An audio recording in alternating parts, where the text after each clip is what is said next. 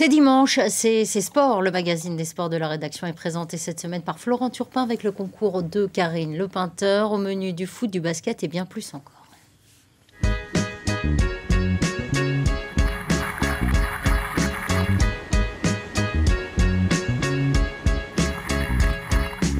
Salut à tous, aujourd'hui C'est Sport vous emmène dans le Cotentin à Siouville pour découvrir un sport qui se pratique par tous les temps, toute l'année. Un sport en pleine explosion dans la région, le kitesurf, c'est parti.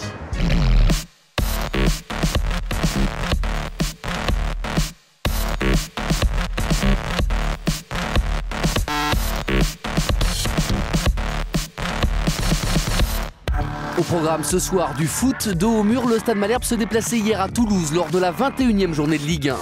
On reviendra bien sûr sur le reste de l'actualité sportive de la semaine. Enfin, gros plan sur un art martial spectaculaire, le taekwondo.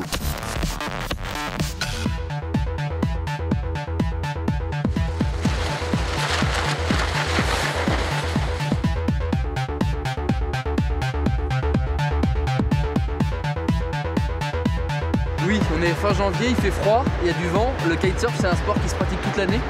Oui, on peut vraiment pratiquer toute l'année. Le kite, c'est un sport qui est vraiment sympa. L'essentiel, c'est qu'il y ait du vent, en fait. Exactement.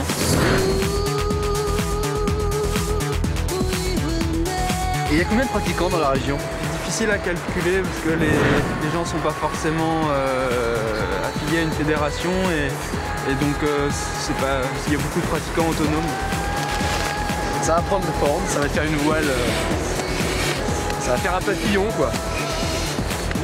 En attendant d'aller se mettre à l'eau, on va parler foot. Le Stade Malherbe de Caen se déplaçait hier soir à Toulouse lors de la 21e journée de Ligue 1. Un match capital pour les Normands qui restaient sur 9 matchs sans victoire. Pour ne pas sombrer, le Stade Malherbe se devait de rebondir hier soir à Toulouse. Les Normands qui auraient pu bénéficier d'un pénalty en début de match suite à cet accrochage sur Nicolas Sub dans la surface.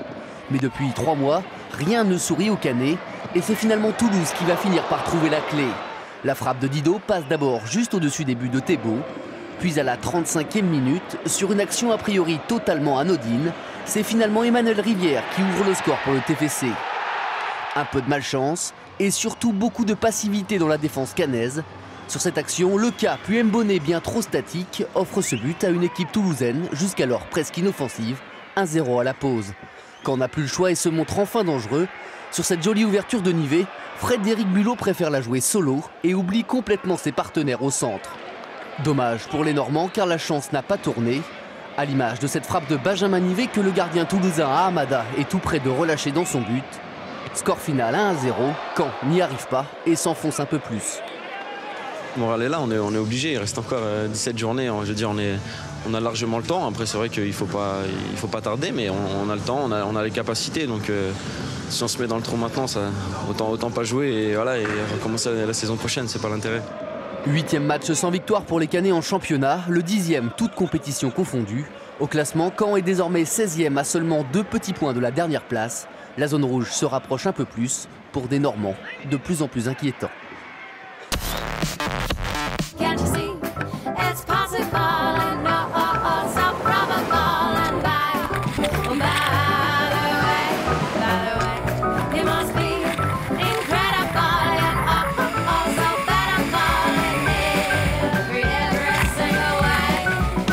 Igor, le kitesurf, c'est des sensations extrêmes en fait.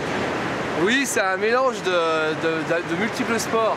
Avant, je pratiquais le parapente, la planche à voile, le surf. Et quand j'ai découvert le kitesurf en 99, j'ai arrêté tous ces sports. Parce que je trouvais toutes ces sensations-là en un seul sport.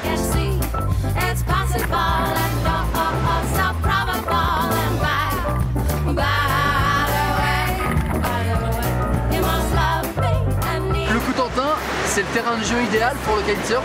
Ah oui. Regardez là, la plage là. 10 km de plage avec des vagues, du vent et personne. On est très loin de la Côte d'Azur là. Et c'est pas rare que je me retrouve sur l'eau avec des dauphins, des marsouins. Et on a eu un phoque il y a encore un mois qui était ici.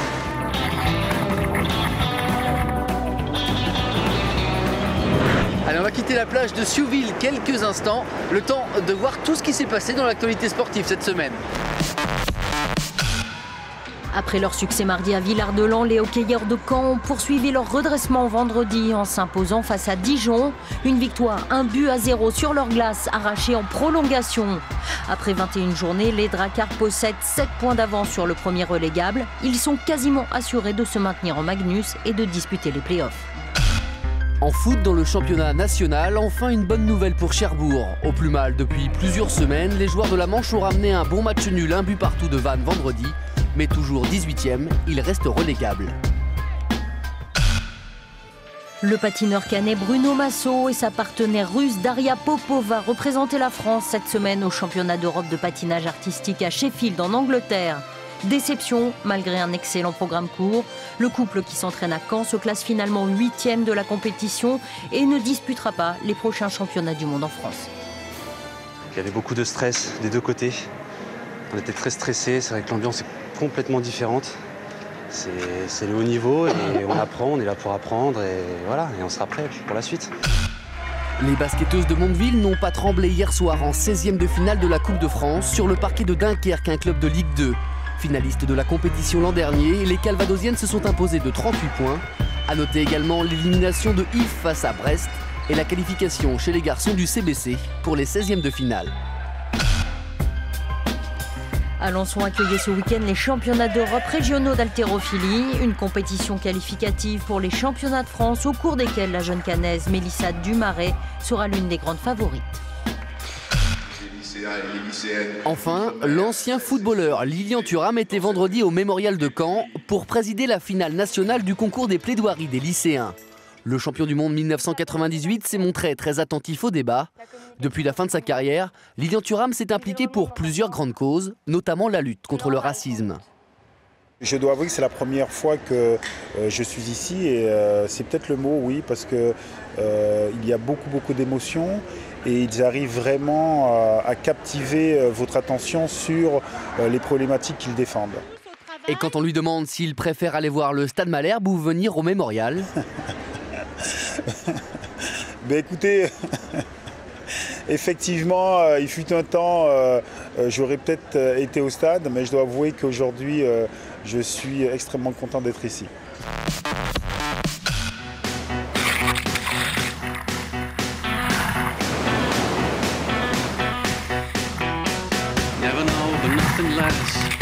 Allez, on va quitter les vagues, l'eau, pour l'atmosphère beaucoup plus tranquille des tatamis. Notre dossier cette semaine est consacré au taekwondo.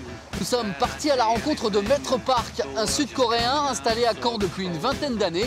C'est aussi l'un des plus grands spécialistes français de la discipline. Vous connaissiez Guillaume Tell?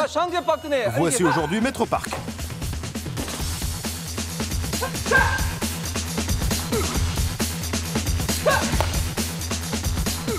Deux fois par semaine, Maître Park enseigne le taekwondo à ses enfants confirmés. Des bambins qui pratiquent la discipline depuis plusieurs années. À l'aise dans leur kimono, ils ont déjà de belles notions de combat. Il est profilé comment? Maître Park, il est comme là. Il est costaud. Ah oui. Hein? Oui, mais c'est bien, faut ça. Faut ça pour que ça avance. Qu'est-ce que vous faites maintenant là? Maintenant, là, on va faire des combats. On va s'entretuer. Le taekwondo est un art martial coréen. Pilwon Park, que l'on appelle Maître Park, a tout appris en Corée. Ce prof de sport formé à Séoul débarque en France en 1990. Son objectif, faire connaître cette discipline. Sport inconnu dans le Calvados, il s'installe à Caen. Aujourd'hui, il s'occupe de 4 clubs. Ses anciens élèves en ont créé 6. Mes élèves, ils ont commencé le taekwondo tout petit. Maintenant, ils sont plus grands que moi. C'est génial, quoi. Et ils ont développé le taekwondo un petit peu à gauche à droite. C'est bien parti, quoi. Je suis très fier de mes élèves et moi-même aussi, parce que c'était vraiment inconnu le taekwondo en Basse-Normandie. Mais actuellement, c'est très bien développé le taekwondo, quoi. Les anciens, justement, ils sont toujours là. Des années d'entraînement. Et voici le résultat. Parmi eux, des fidèles de la première heure. Quand je suis arrivé, il y avait des élèves, mais ils sont partis, donc je suis son plus ancien élève. En fait. Et du coup, oui, ça a toujours été... je ne conçois pas de faire du taekwondo ailleurs qu'ici. Combat souple, allez, Et lorsqu'il ne casse pas des planches, il pratique le pied-point, l'essence même du taekwondo. Du combat avec une pointe d'amour. C'est vraiment agréable d'avoir un sport où à la fois on fait des combats, mais on s'aime en même temps. Donc c'est bon, un peu exagéré, mais c'est beau. On est une famille en fait, c'est une famille.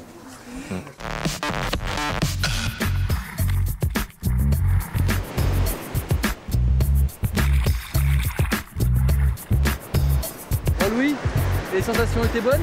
Ouais, c'était bien, on nous a permis de nous amuser, donc c'est l'essentiel. Est-ce que tout le monde peut pratiquer le kitesurf? Oui, tout le monde peut pratiquer le kitesurf. Aujourd'hui, il y a même des supports pour que les handicapés puissent accéder au sport. Et à partir de quel moment on arrive à avoir des belles sensations? Dès le début, en fait. Au début même, il y a des fois un peu trop de sensations et des gens qui se font peur, mais on a plutôt de bonnes sensations dès le début. Notre gros plan cette semaine est consacré à une petite entreprise du Calvados qui fabrique en partie les vélos des plus grands champions de VTT de la planète. Regardez. Ce qu'il se passe derrière ces murs ferait sûrement saliver les meilleurs VTTistes du monde entier. Au fond de son atelier, Romain travaille pour les plus grands constructeurs de vélos tout-terrain. Dans le plus grand secret, cet ingénieur canet invente les petits trucs qui feront bientôt gagner des précieuses secondes aux champions. Sa dernière trouvaille, cet amortisseur. On n'a pas l'impression d'avoir un vélo mou, comme par exemple ceux qui font de la mobilette et qui ont la suspension qui s'enfonce. Là, on a vraiment un vélo très réactif et où on peut vraiment transmettre toute la puissance. Des amortisseurs, des dérailleurs, des systèmes de freinage. Comme un ingénieur de Formule 1, Romain invente le VTT de demain. Mon associé, lui, qui fait la Coupe du Monde, donc tous les produits qu'on teste, il en profite pour les tester à l'entraînement et parfois sur les circuits directement sur la Coupe du Monde. Car pour développer son entreprise, Romain s'est associé à son ami d'enfance, Pierre Geoffroy Planté, l'un des meilleurs VTTistes français, originaire lui aussi du Calvados, et également ingénieur. La tête et les jambes, tandem gagnant pour ces deux passionnés de la petite reine, dont les innovations se vendent déjà un peu partout dans le monde. Une fois que ça marche, qu'il y a eu l'adhésion des champions, comme c'est un milieu de passionnés, quand le champion a donné son aval, ça part après sur des vélos de série et tous les passionnés peuvent utiliser le matériel. En attendant, les vélos de Romain et Pierre Geoffroy pourraient bientôt équiper les meilleurs cyclistes aux Jeux Olympiques de Londres cet été.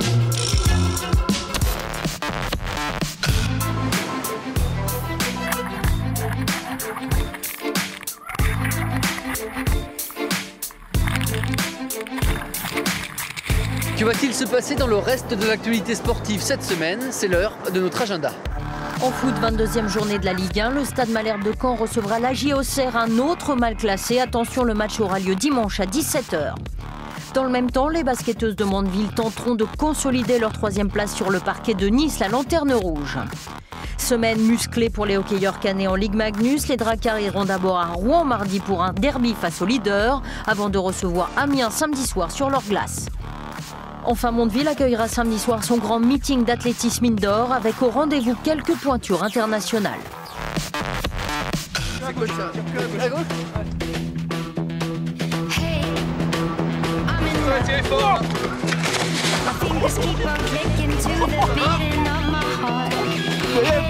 Voilà, c'est fort, c'est fini pour aujourd'hui. Salut à tous et à la semaine prochaine.